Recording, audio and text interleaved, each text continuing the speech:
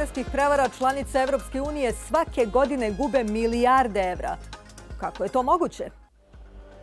Porez na dodatu vrednost, skraćeno PDV, jedan je od najvažnijih izvora prihoda evropskih vlada, ali i rudnik zlata za poreske prevarante. Jer od kako je pre 25 godina formiran evropski ekonomski prostor, kriminalne bande sistematski pljačkaju EU članice. Poreska prevara u javnosti je poznata kao PDV vrteška.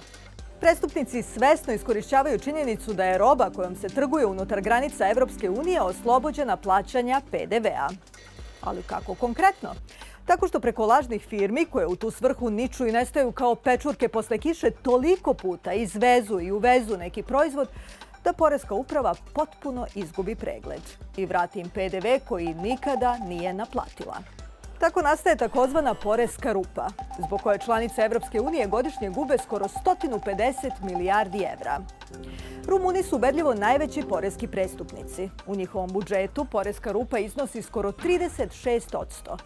Slede Grci i Italijani. S druge strane, u Luksemburgu, Švedskoj i Hrvatskoj je poreska rupa najmanja i kreće se oko 1%. Ali poreskim prevarama uskoro bi mogao doći kraj. Naime, od oktobra 2018. postoji i konkretna protivmera. Prema novim pravilima PDV više ne plaća prodavac, već kupac. Ipak, u pitanju je samo prelazno rešenje, jer Evropska komisija već radi na novom poreskom zakonu koji bi trebalo da stupi na snagu 2022. godine.